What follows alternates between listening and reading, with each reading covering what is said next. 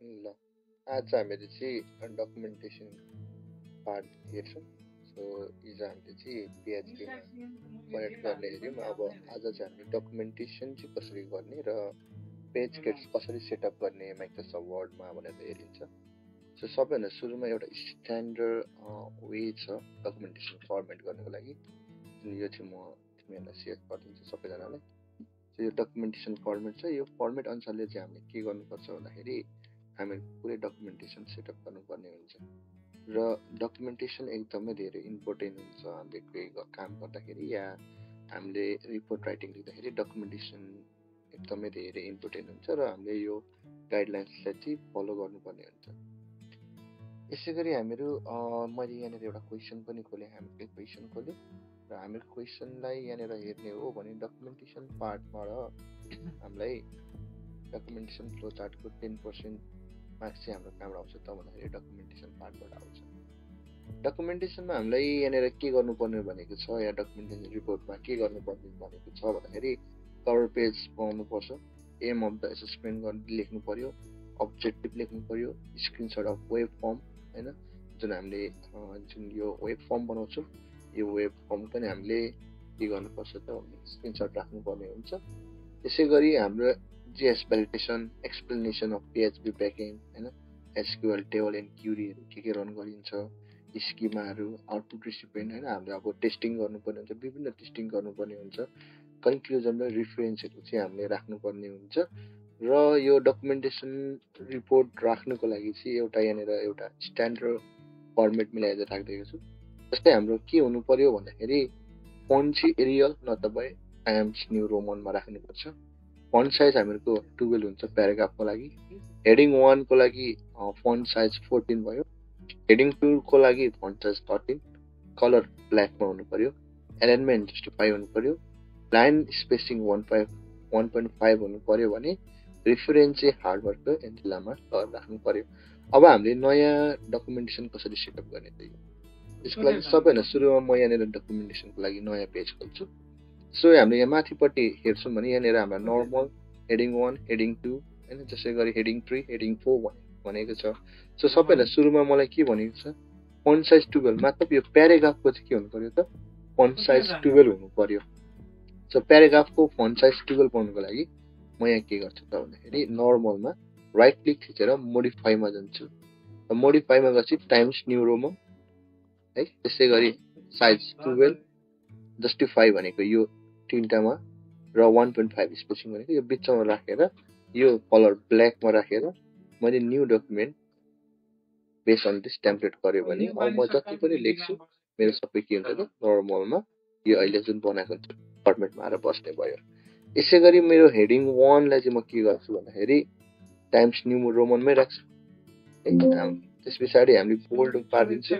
त्यस पछाडि 1.5 र जस्टिफाई एलाइनमेन्टमा राखेर new document base on this template गर्यो भने अब मेरो हेडिङको के भयो त मोडिफाई भयो।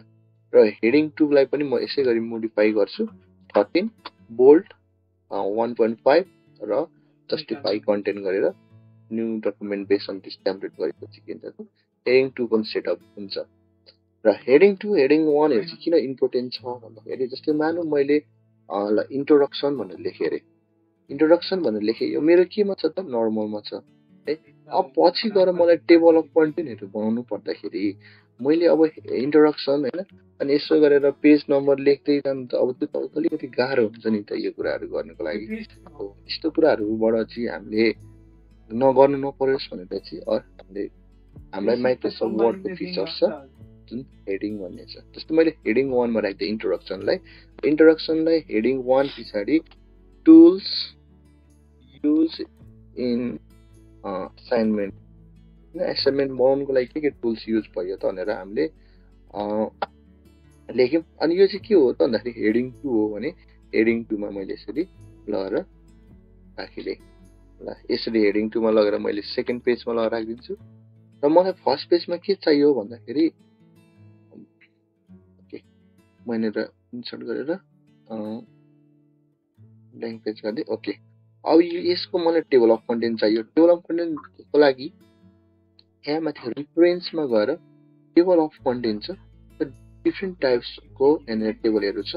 सो म अहिलेको लागि एउटा मात्रै युज गरेँ, टेबल अफ कन्टेन्ट भन्ने युज गरेँ। ल हेर्नु त यसै गरी कुन पेजमा छ होइन, त्यस पछाडि यो के हो हामीले अलरेडी थाहा पायौँ। हामीले लेखिरहनु परेन मेन्युअली।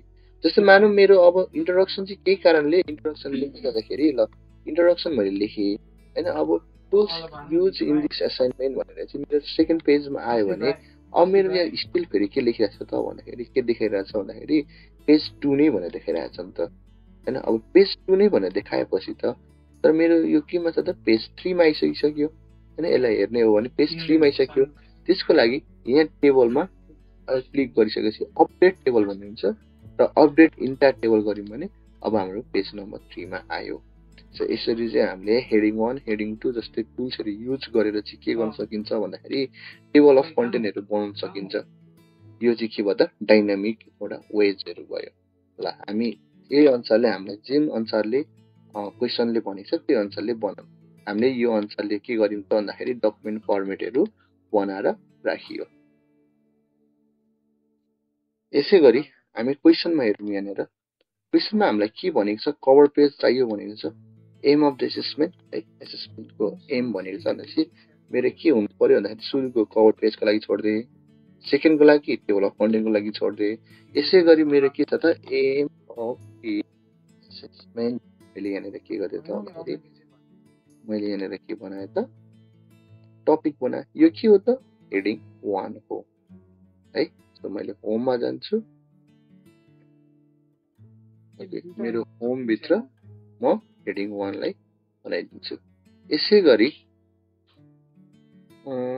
ओके, यसै गरी मेरो अर्को टपिक छ के छ त भन्दाखेरि अब्जेक्टिभ। अब्जेक्टिभ भन्ने छ होइन। सो अब्जेक्टिभलाई पनि मेरो केमा बनाइन्छ त स्टाइलमा गएर हेडिङ 1 मा बनाइदिन्छु होइन। यसै गरी मेरो अर्को के पनि छ अब्जेक्टिभ पछाडि भन्दाखेरि अब screenshot of the web form होइन। स्क्रिनसट अफ द वेब फर्ममा मैले के गरेँ त यसरी screenshot of the web form भनेर यहाँ लेखिदिएँ। अनि screenshot of the web form पनि के हो त एउटा हेडिङ हो है। अब हामी स्क्रिनसट अफ द वेब फर्ममा गएर केही न केही त स्क्रिनसट त हाल्छौँ होला होइन। अब यहाँनिर मैले के गरिदिएँ भन्दाखेरि रिफरेन्समा गएर टेबल अफ कन्टेन्टबाट हामीले यहाँनिर टेबल यसरी टेबल अफ कन्टेन्ट लिन सकिन्छ र पेज नम्बरहरू अटोमेटिकली आउँछ। ल मानौँ मैले स्क्रिनसट अफ द वेब फर्ममा मैले के गर्छु भन्दाखेरि यहाँ केही न केही त स्क्रिनसट त हाल्छु नि त। सो अहिलेको लागि म एउटा युजर रेजिस्ट्रेसन भन्ने फर्म यहाँनिर दिन्छु। एउटा नर्मल स्याम्पलको लागि मात्रै लिएँ मैले। तपाईँले जसरी गर्दा पनि भयो। सो मैले यसलाई नै कपी गरिदिएँ। सो मैले यसरी पिक्चर हालेँ अरे।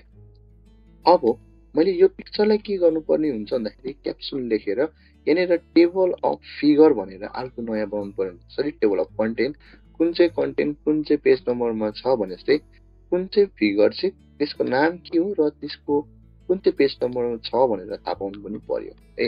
र टेबल अफ कन्टेन्ट बनाउनुको अर्को मेन रिजन के पनि हो भन्दाखेरि जस्तै मानौँ मलाई अब्जेक्टिभ भन्नेमा डाइरेक्टली जानुपर्छ।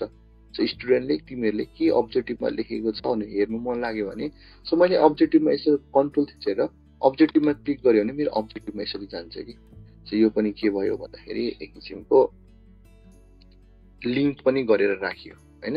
जसले गर्दाखेरि मलाई जुन जतिखेर जुन ठाउँदेखि मलाई जहाँ जानु मन लाग्यो त्यसरी यसरी जानु सक्छु म। ल अब यसको क्याप्सन राख्नुपर्ने हुन्छ। यो पिक्चरमा क्लिक गरेर राइट क्लिक थिच्ने, जति पनि पिक्चरहरू हामी डकुमेन्टेसनमा गर्छौँ सो राइट क्लिक थिच्ने, इन्सर्ट क्याप्सन भन्ने छ। इन्सर्ट क्याप्सनमा जाने। ल यहाँनिर फिगर भनेको छ। ल फिगर के हो त भन्दाखेरि ल युजर ल web form screen web form screenshot भनेर हामीले यसरी राखिदिउँ भने यसरी फिगर 1 वेब फर्म स्क्रिनसट भनेर आउँछ राइट। सो यसरी राखिसकिसकेपछि हामीले माथिपट्टि जसरी हामीले टेबल अफ कन्टेन्टलाई ल्यायौँ जस्तै हामीले यहाँनिर टेबल अफ फिगर्स भनेर पनि ल्याउन सकिन्छ। सो टेबल अफ फिगर्सको लागि चाहिँ के गर्नु पर्यो भन्दाखेरि फेरि रिफरेन्समै जाने, इन्सर्ट टेबल अफ फिगर्स भन्ने छ। सो यहाँ टेबल अफ फिगर्समा जाने र हामीले यहाँनिर यसो गऱ्यौँ भने ल web form screenshot page number 5 मा छ भनेर देखिन्छ। र यदि मलाई यो वेब फर्मको स्क्रिनसट कस्तो भयो भनेर हेर्नु मन लागेछ भने फेरि मैले अघि जस्तै राइट कन्ट्रोल थिचेर यहाँनिर गएर क्लिक गर्यो भने मेरो ठ्याक्कै यो पिक्चर भएको ठाउँमा आउँछ। जसले गर्दाखेरि के हुन्छ भन्दाखेरि तिमीहरूको पिक्चर अलाइनमेन्ट भएको छ कि छैन, कहाँनिर राखेको छौ र त्यो पिक्चर के को हो भनेर चाहिँ मैले सुरुमै डकुमेन्टेसन तल नपढ्ने मैले माथि नै सबै कुराहरू यसरी पत्ता लगाउन सक्छु, पत्ता लगाउन सक्नुहुन्छ है। ल यो त भयो नर्मल कुराहरू। अब हामीले के पनि गर्नुपर्ने हुन्छ भन्दाखेरि टेस्ट केसहरू लेखेर हामीले कोडहरू रन भएको छ कि छैन, हाम्रो कोडहरूमा टेस्ट केसहरू हामीले के गर्यौँ भनेर टेस्ट केसहरू पनि बनाउनु पर्ने हुन्छ। सो टेस्ट केस बनाउनुको लागि यहाँनिर हामीले हेऱ्यौँ भने यहाँ आउटपुट रिसिपेन्ट भनेर भनेको छ। आउटपुट रिसिपेन्ट भनेको चाहिँ हाम्रो टेस्ट केसहरू हो है। सो हामीले बनाएको वेब फर्म युजर रेजिस्ट्रेसन फर्ममा भ्यालिडेसन हुन्छ कि हुँदैन, युजरले रेजिस्टर थिच्यो भने रेजिस्टर हुन्छ कि हुँदैन, डेटाबेसमा गएर डेटाहरू बस्छ कि बस्दैन भनेर सबै कुराहरू हामीले के गर्नुपर्छ भन्दाखेरि चेक गर्नुपर्ने हुन्छ। त्यसलाई हामी के भन्छौँ त टेस्टिङ भनेर पनि भनिन्छ। सो टेस्टिङ भनेको पनि एउटा के हो त यो भन्दाखेरि हेडिङ हो। र हेडिङ हुने बित्तिकै म के गर्छु त हेडिङ 1 मा लगेर राखिदिन्छु। सो हेडिङ 1 मा लगेर राख्ने बित्तिकै फेरि म माथि गएर के गर्छु भन्दाखेरि यहाँनिर गएर अपडेट गरेर अपडेट इन्टायर टेबल गरेर टेस्टिङ भनेर आइसकिसक्यो राइट। सो टेस्टिङ भनेर आइसकिसकेपछि टेस्टिङको लागि मैले के बनाउनु पर्छ भन्दाखेरि टेबल बनाउनु पर्ने हुन्छ र यसरी नै सबैजनाले टेबल बनाउने। सो यहाँनिर चाहिँ के हो टेस्ट नम्बर होइन, हाम्रो टेस्टको नम्बर कति हो त मानौँ 1 हो है। त्यस पछाडि के गर्नु पर्यो भन्दाखेरि एक्सन भनेर लेख्नु पर्यो। सो यो टेस्ट मैले रन गर्नुको लागि के एक्सनहरू फलो गर्नुपर्ने हुन्छ। सो तिमीहरूको मैले भोलि गएर प्रोजेक्टलाई रन गर्दाखेरि यो टेस्ट नम्बरमा टेस्ट नम्बर 1 लाई मैले चेक गर्नु मन लाग्यो भने के एक्सन फलो गर्नु त पर्यो त मैले होइन। So action need to perform तिमीहरूको के चाहिँ कसरी गर्ने भनेर। त्यस पछाडि अर्को हुन्छ एक्सपेक्टेड आउटपुट भनिन्छ। एक्सपेक्टेड आउटपुट भनेको यो एक्सन मैले गरिसकेपछि एक्सनलाई फलो गरिसकिसकेपछि मेरो आउटपुट चाहिँ के आउनु पर्ने त एक्सपेक्टेड आउटपुट है, एक्चुअल आउटपुट होइन, एक्सपेक्टेड आउटपुट चाहिँ के आउनु पर्ने त मतलब मैले ल 2+2 गर्नु पर्यो भने मेरो एक्सपेक्टेड आउटपुट के आउनु पर्यो त 4 आउनु पर्यो नि त होइन। अब 4 आउनु पर्यो र एक्चुअल आउटपुटमा चाहिँ के आउनु पर्यो त भन्दाखेरि एक्चुअल आउटपुटमा चाहिँ के आउनु पर्यो भन्दाखेरि मेरो 4 नै आउनु पर्यो होइन। एक्सपेक्टेड आउटपुट र एक्चुअल आउटपुट सेम आयो भने चाहिँ के हुन्छ त रिजल्ट चाहिँ के हुन्छ त भनेपछि रिजल्ट चाहिँ के हुन्छ भन्दाखेरि टेस्ट एसयु सक्सेसफुल हुन्छ है। अब रिजल्ट सक्सेसफुल भयो। यदि हामीहरूको एक्सपेक्टेड आउटपुट र एक्चुअल आउटपुट सेम आउँदैन भने हामीहरूको रिजल्ट चाहिँ के हुन्छ त अनसक्सेसफुल हुन्छ है, टेस्ट अनसक्सेसफुल हुन्छ। सो यो हामीले चाहिँ 3-4वटा चाहिँ हामीले टेस्ट केसहरू रन गराउनु पर्ने हुन्छ। जस्तै हामीले फर्म भ्यालिडेसन गरेको होइन, जसरी हामीले युजर्सले एजमा ल फर इक्जाम्पल युजरले रेजिस्टर गर्दैछ उसको एज चाहिँ हामीले 100 भन्दा माथि या 200 भन्दा माथि राख्यौँ भने त हामीले युजरलाई त त्यो एज त हाल्नु दिनु भएन होइन। त्यतिखेर भ्यालिडेसन टेक्स्ट र भ्यालिडेसन रुल्सको कुरा आउने भयो होइन। जस्तै हामीलाई यहाँनिर क्वेसनले पनि दिएको छ भ्यालिडेसन टेक्स्ट र भ्यालिडेसन रुलको बारेमा दिएको छ है।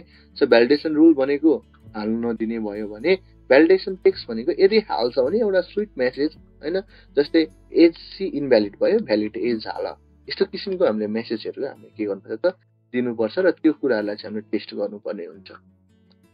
जसरी हामीले हेडिङ 1 बनायौँ है, त्यसरी हामीले फिगरको नम्बर हाल्यौँ, त्यसै गरी हामीले यो टेबलको पनि के गर्नुपर्छ त नम्बर हाल्नुपर्छ। त्यसको लागि टेबललाई सिलेक्ट गर्ने, फेरि अघि जस्तै इन्सर्ट क्याप्सनमा जाने। अब यहाँ लेबलमा फिगरको साटो के चुज गर्नु पर्यो त भन्दाखेरि टेबल चुज गर्नु पर्यो र टेबल 1 आयो, टेस्ट केस 1 भनेर लेख्नु पर्ने हुन्छ। सो टेस्ट केस 1 लेखेर यसो गरेर एबभ द माथि ल्याउने कि तल ल्याउने होइन, above the selected item or below the selected item हामीले बिलो नै गरिदिन्छौँ र बिलो गरेपछि यहाँ तलपट्टि टेबल 1 टेस्ट केस 1 भनेर आयो। अब जसरी अघि हामीले टेबल अफ फिगर हामीले एड गर्यौँ त्यसरी नै अब हामीले के पनि गर्न सक्छौँ भन्दाखेरि टेबल अफ टेबल्स पनि के राख्न सक्छौँ त हामीले हाम्रो डकुमेन्टेसनमा। टेबल्स अफ टेबल्सलाई राख्नुको लागि हामीले फेरि अहिले जस्तै रिफरेन्समा जाने, इन्सर्ट टेबल अफ फिगर भनेको छ, अनि त्यस पछाडि यहाँनिर क्याप्सन लेभलमा चाहिँ के गर्नु पर्यो त फिगरको साथ अब टेबल्स चुज गरेर ओके गर्यौँ भने अब हामीले के हुन्छ त टेबल अफ फिगर पनि टेबल अफ टेबल पनि बन्यो। अब मलाई टेस्ट केस 1 मा के गरेको छ भनेर हेर्नु मन लाग्यो भने यस्तै कन्ट्रोल क्लिक गरेर टेस्ट केस 1 मा गएर क्लिक गर्यो भने यसरी सिधै टेस्ट केसमा आउँछ। र यो हरेक एक्सन हामीले जुन पनि गर्छौँ टेस्टिङमा सबै एक्सनहरूको चाहिँ के हुनु पर्यो त स्क्रिनसट हुनु पर्यो है। स्क्रिनसट गरेर राख्ने र स्क्रिनसट गरेर राखेको कुराहरू चाहिँ के हुनु पर्यो त फेरि यसरी फिगर हुनु पर्यो र माथिपट्टि आएर टेबलहरू टेबल अफ फिगर र टेबल अफ टेबलमा राख्नुपर्ने हुन्छ। यसरी हामीले असाइनमेन्टको डकुमेन्टेसन गर्नुपर्ने हुन्छ र यसरी गर्यौँ भने एउटा स्ट्यान्डर्ड वे हो यो, र यो स्ट्यान्डर्ड वेमा चाहिँ पर हामीले फलो गर्नुपर्ने हुन्छ। र यो जुन कभर पेज छ म कभर पेज पठाइदिन्छु, त्यसको लागि यो टेबल अफ टेबल अब नयाँ पेजमा हुने भयो होइन। एम अफ द असाइनमेन्ट होला होइन। एम अफ द असाइनमेन्ट भन्दा पनि अगाडिपट्टि के होला त भन्दाखेरि इन्ट्रोडक्सन होला होइन। इन्ट्रोडक्सन होला। इन्ट्रोडक्सन अब हामीहरूको इन्ट्रोडक्सन यो हेडिङ 1 हो भने एम अफ द एसेसमेन्ट चाहिँ के हुन्छ त हेडिङ 2 हुनु पर्ला। सो यसो गरेर मैले फेरि माथि गएर टेबल अफ कन्टेन्टलाई अपडेट गरिदिएँ भने यसरी हाम्रो जसरी बुकमा टेबल अफ कन्टेन्ट हुन्छ त्यसरी नै हामीहरूको के बनिन्छ टेबल अफ कन्टेन्टहरू बनेर बस्छ वर्डमा। सो यो फर्मेटमा चाहिँ सबैले फर्मेट गर्नुपर्ने हुन्छ। Okay, thank you.